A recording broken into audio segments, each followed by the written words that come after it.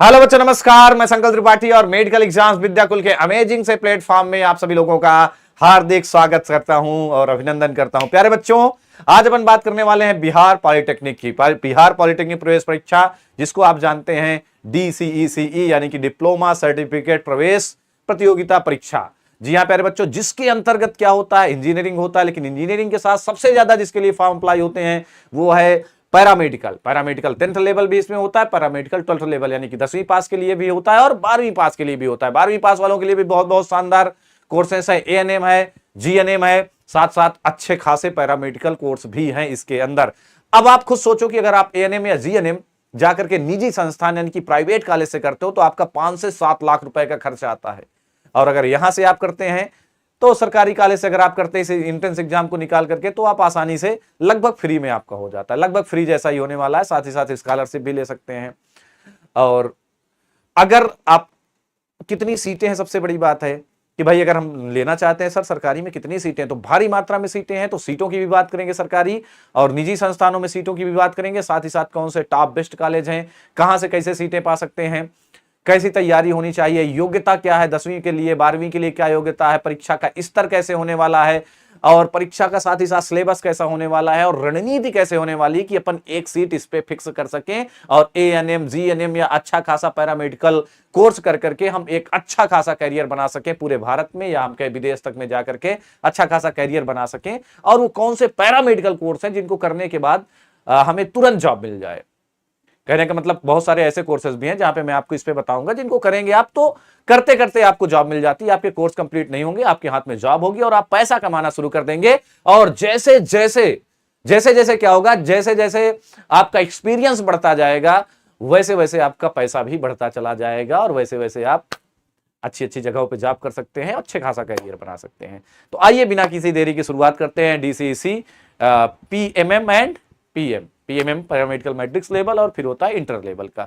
ठीक है, तो ये पॉलिटेक्निक वाला एग्जाम होता है बिहार पे, तो इस पे PE भी होता है। PE का मतलब होता है इंजीनियरिंग, तो इंजीनियरिंग की बात नहीं करेंगे, सबसे ज्यादा फॉर्म अप्लाई होते हैं जिसमें ANM GNM पैरामेडिकल इन सारी चीजों की बातें करेंगे। ठीक है, चलिए, तो ये है भाई संयुक्त प्रवेश परीक्षा पार्षद। तो अगर ध्यान से देखेंगे तो सबसे पहले इसमें होता है PE का मतलब होता है PE वाले में कौन होते हैं, तो इंजीनियरिंग वाले होते हैं। अब PE को छोड़ करके बात करते हैं भाई कि पैरामेडिकल इंटर लेवल और हाई स्कूल लेवल। थोड़ा सा ध्यान से देखना, अगर ना दिख रहा हो तो मैं और जूम कर दे रहा हूं इसको। चलिए, तो पैरामेडिकल माध्यमिक स्तरीय यानी कि हाई स्कूल लेवल में ड्रेसर का होता है, इसको भी आप भर सकते हैं अगर आप 10वीं का एग्जाम इस बार दे रहे हैं या आप 10वीं पास हो चुके हैं। अगर आप 10वीं पास हो चुके हैं या इस बार 10वीं के एग्जाम दे रहे हैं तो आप इसका फॉर्म अप्लाई कर सकते हैं। एज लिमिटेशन, सबसे बड़ी बात होती है कि सर एज क्या होगी, किस एज में हम इसका फॉर्म अप्लाई कर सकते हैं।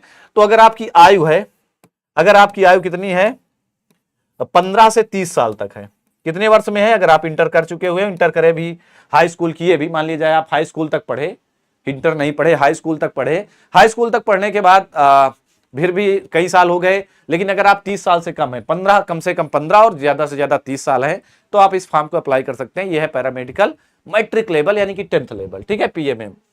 अब फिर आता है इंटर लेवल। इंटर लेवल को कहते हैं PM। इंटर लेवल को क्या बोलते हैं, PM बोलते हैं। इसके लिए आयु का होगी, इसके लिए आयु होती है 17 से 32 वर्ष। कितनी होती है, 17 से 32 वर्ष आपकी आयु होनी चाहिए। कितनी होनी चाहिए, 17 से 32 साल, मतलब 2 साल का फर्क है। 2 साल आप इंटर करेंगे तो 15 से 17 हो गया, उधर 30 से 32। इंटर किए भी आपको कई साल बीत चुके हैं तब भी आप फॉर्म को अप्लाई कर सकते हैं और एक अच्छा खासा कैरियर बना सकते हैं। फॉर्म को अप्लाई करके इंट्रेंस निकालेंगे और इंट्रेंस निकालने के बाद आप सरकारी कॉलेज से या निजी कॉलेज से भी कर सकते हैं। सरकारी कॉलेज से करेंगे ज्यादा अच्छा रहेगा, कम पैसे कम फीस में, बहुत ही कम फीस में हो ही जाएगा काम और बहुत ही जल्दी आपके हाथ में एक जॉब होगी, अच्छी खासी प्रतिष्ठित जॉब आपके हाथ में होने वाली है। ठीक है, तो ये है भाई PM। PMM का मतलब होता है मैट्रिक लेवल, PM का मतलब है कि इंटर लेवल। कैसा लेवल है, इंटर लेवल। चलिए आगे थोड़ा सा बात करते हैं। तो भाई पॉलिटेक्निक, फिर इंटर लेवल, फिर हाई स्कूल लेवल, ये तीनों लेवल आपके सामने हैं। अब थोड़ा सा, अब यह कौन फॉर्म भर सकता है, तो फॉर्म कौन भर सकता है, तो बिहार के लोग भी भर सकते हैं, लेकिन बिहार के साथ साथ अदर स्टेट भी चाहे तो अप्लाई कर सकते हैं। अदर स्टेट भी अप्लाई कर सकते हैं भाई, कोई भी भारत का नागरिक है वो अप्लाई कर सकता है, लेकिन मोस्टली ये बिहार वालों के लिए होता है। ठीक है, चलिए अब बात करते हैं कि कौन कौन से कोर्स होंगे। क्या होगा भाई, कौन कौन से कोर्स होंगे, ठीक है। तो 10 वालों के लिए पैरामेडिकल किस लेवल का है, माध्यमिक स्तरीय पैरामेडिकल में आपको काहे का कोर्स कर सकते हैं। इसके तहत आप परिधापक यानी कि ड्रेसर का कोर्स कर सकते हैं। ड्रेसर जानते हैं ना कि कभी कट फट जल जाता है, यानी कि फर्स्ट एड वाला होता है, ड्रेसर वाला काम होता ना कि आदमी का ड्रेसिंग करवाना है, घाव के मलहम पट्टी ये सारी चीज, तो ड्रेसर वाला कोर्स कर सकते हैं 10th पास होने के बाद।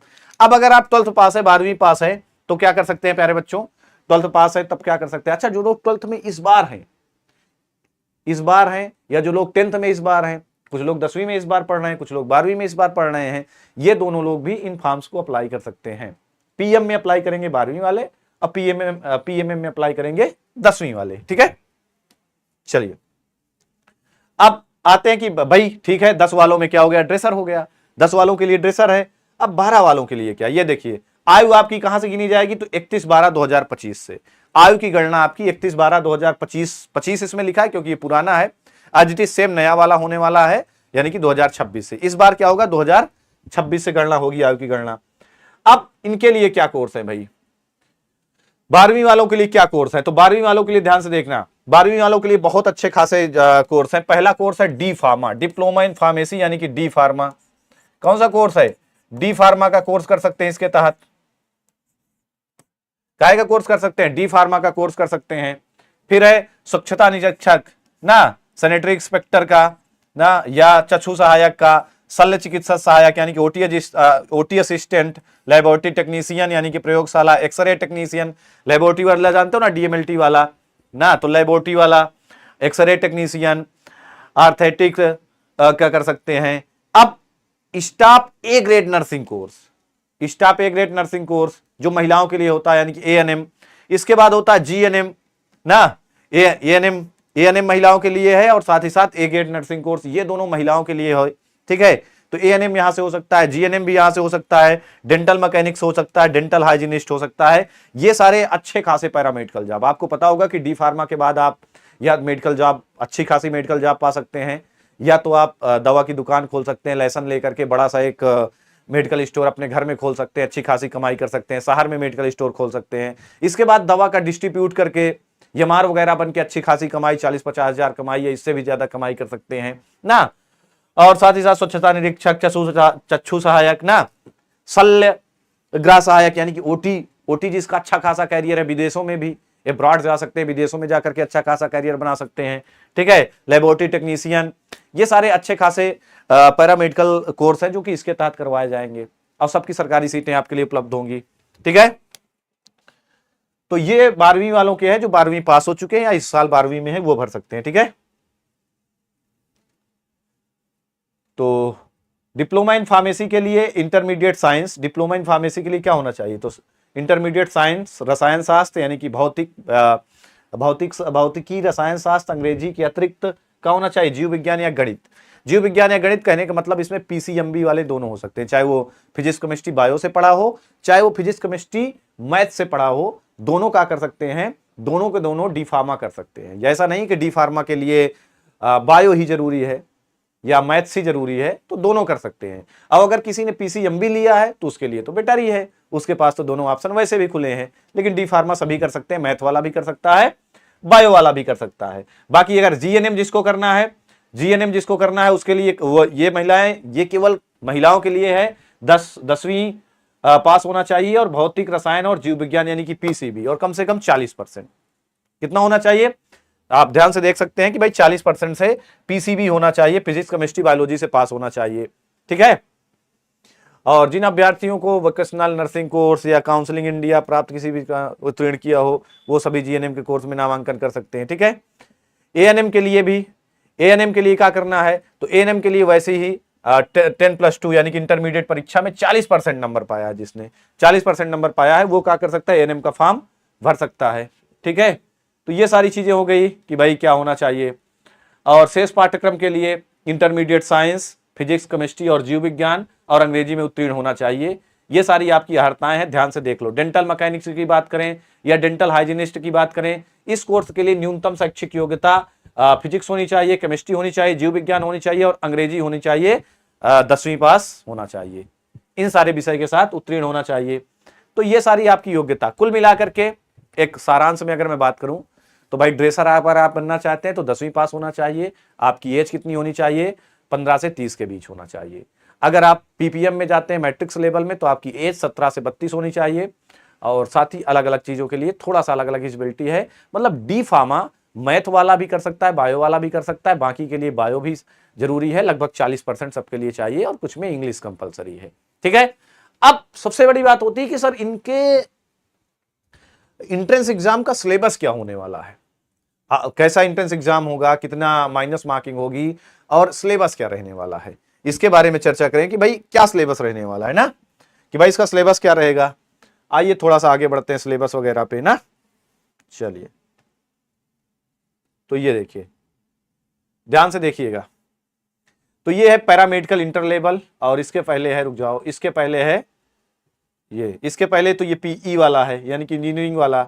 दूसरे नंबर में ही आपका है पैरामेडिकल इंटर लेवल इंटरमीडिएट। तो पैरामेडिकल इंटरमीडिएट वाले में अगर आप जाना चाहते हैं तो सामान्य विज्ञान के 25 प्रश्न आएंगे। कितने आएंगे?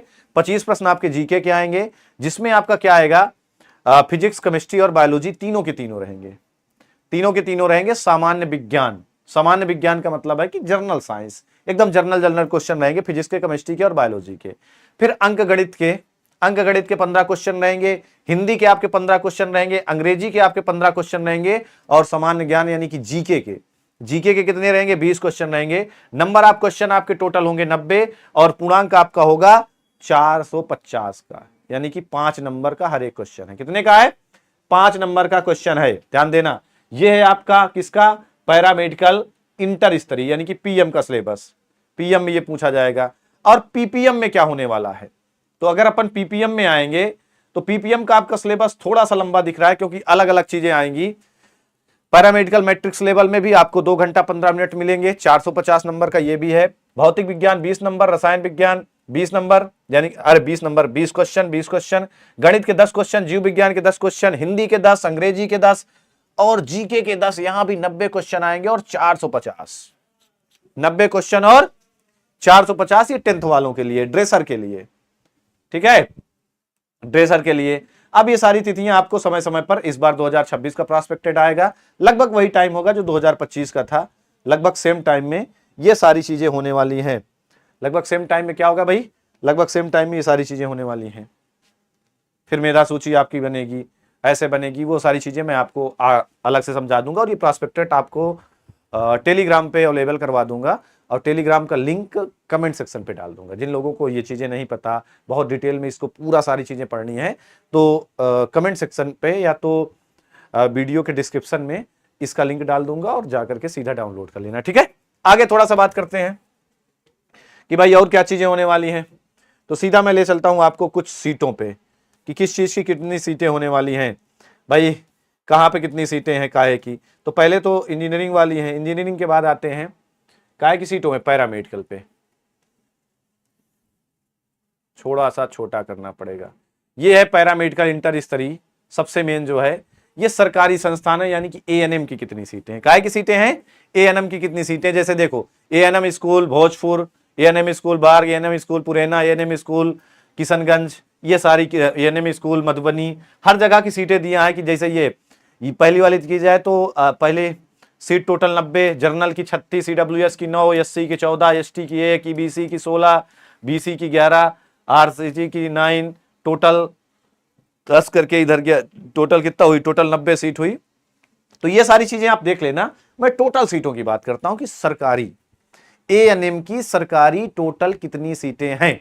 ठीक है, तो एएनएम की अगर सरकारी टोटल सीटों की बात करें तो कितनी सीटें हैं? सिर्फ गवर्नमेंट वालों की बात करें, गवर्नमेंट कॉलेजों की सीटों की बात करें तो ऐसे किसकाते जाओ, तो गवर्नमेंट कॉलेजों की टोटल सीट कितनी है प्यारे बच्चों?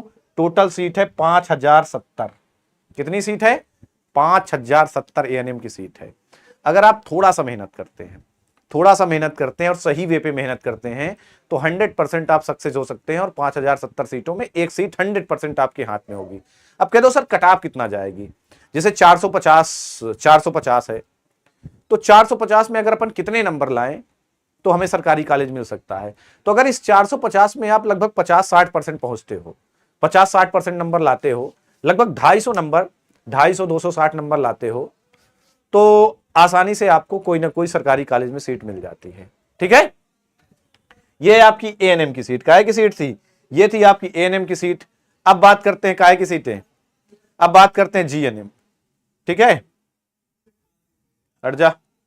अब ये कुछ एएनएम निजी संस्थानों में, अभी तक सरकारी था, अब प्राइवेट निजी संस्थानों की बात नहीं करते हैं, लेकिन ऐसे दिखा दे रहा हूं कि निजी संस्थानों में टोटल कितनी सीट है। ये पिछले बार की सीटें हैं, तो इस बार और भी कुछ सीटें बढ़ सकती हैं, परेशान मत होना। ये देखो, निजी संस्थानों में 6,784 सीट है, तो टोटल सरकारी और निजी दोनों जोड़ा जाए तो 10,000 प्लस, लगभग इस बार 12,000 सीटें हो जाएंगी। कितनी हो जाएंगी, 12,000 सीटें इस बार हो ही जाएंगी। अब बात करते हैं जीएनएम की कितनी सीटें हैं। तो पहले सरकारी संस्थान लिखा है ना, साफ साफ सरकारी संस्थान, सरकारी संस्थानों में टोटल कितनी सीटें हैं। ये सासाराम है, GNM school Sasaram, GNM school हर जगह के, जीएनएम स्कूल नेवादा। तो जीएनएम की टोटल सीटें कितनी हैं, 1778 सरकारी सीटें हैं, 1778 सरकारी सीटें हैं। सोचो, सरकारी, प्राइवेट तो खूब हैं लेकिन सरकारी भी खूब हैं। अब अगर आप इनको कर लेते हैं, अब ये है निजी वाली, प्राइवेट वाली, देखो ये प्राइवेट है, ये प्राइवेट सीटें हैं प्यारे बच्चों। अभी ये सीटें कहीं ना कहीं इस बार और भी बढ़ के ही आएंगी, इससे कम नहीं होंगी। ये पिछले बार वाला है, पिछले बार के आधार पे देख रहे हैं, ये देखो 5,178 निजी यानी कि प्राइवेट में सीटें हैं। फिर अगर बात करें कुछ पैरामेडिकल कोर्सेस वालों में, पैरामेडिकल कोर्सों में, तो देखो पैरामेडिकल कोर्सों में कहाँ का है, पैरामेडिकल कोर्सों की सीटें देखो, तो ये जैसे हो गया पटना, पीएमसीएच पटना, पटना में अलग अलग जगह सीट है। देखो यहाँ पे देखो, ये वाली एक्सरे की सीट कितनी है, एक्सरे टेक्नीशियन 25, ओटी बहुत अच्छा कोर्स है, ओटी की भी 25 सीटें। तो ऐसे करके तमाम सारी सीटें हैं। अब सबसे बड़ी बात, ये बात तो रही सीटों की, ये कंप्लीट वीडियो फिर से बना दूंगा, सीटों का बंटवारा भी और बढ़ेगा, घटेगा नहीं, 100% सीटें और बढ़ेंगी। तो पर्याप्त खूब सीटें हैं। सबसे बड़ी बात है कि तैयारी कैसे करें, क्या होगा आपका सिलेबस, तैयारी कैसे करें। तो तैयारी करने के लिए बेस्ट है एनसीईआरटी।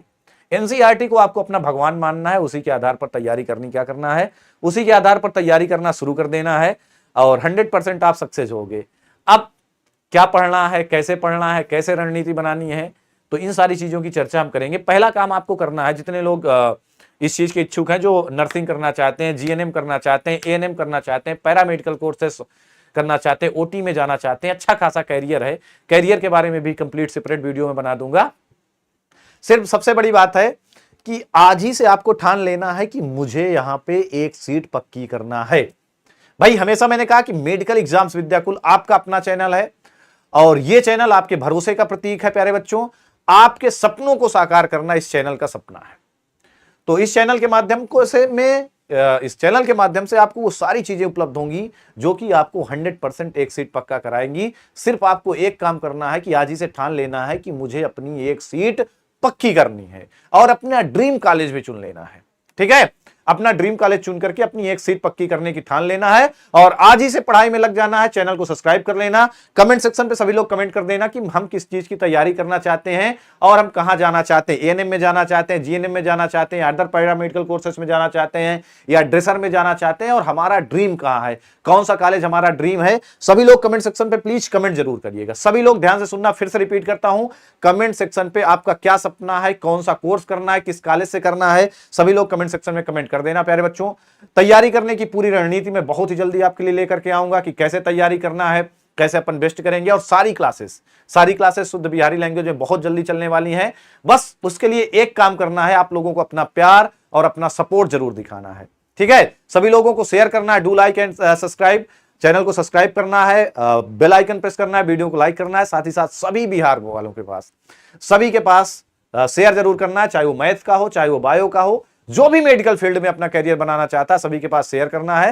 थोड़ा सा आपके प्यार और सपोर्ट की जरूरत है। इसके बाद मैं खड़ा रहूंगा, यहां पे पूरी टीम खड़ी रहेगी और तब तक नहीं दम लूंगा, तब तक 100% कहता हूं कि तब तक नहीं दम लूंगा जब तक आपको आपका हाथ पकड़ के आपके कॉलेज तक छोड़ नहीं आऊंगा।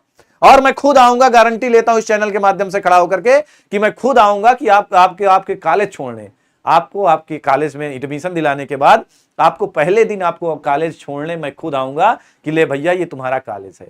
आप लोग एक बार मेल करोगे, एक बार मैसेज करोगे सर मुझे ये कॉलेज मिल गया, और मिलेगा जरूर, क्योंकि इसके लिए मैं जान लगा दूंगा। जब तक खून का आखिरी कतरा बचेगा तब तक लड़ेंगे प्यारे बच्चों। और फिर आप फोन करोगे कि सर मुझे ये कॉलेज मिल गया, मैं जा रहा हूं एडमिशन करवाने, तब मैं जाऊंगा, ऐसे हाथ पकड़ के उस कॉलेज में तुम्हें पहुंचा दूंगा। ठीक है प्यारे बच्चों, तो आज के लिए इतना ही। हंसते रहें, मुस्कुराते रहें, पढ़ाई लिखाई करते रहें और सभी लोग कमेंट सेक्शन पे कमेंट जरूर करें। Bye bye.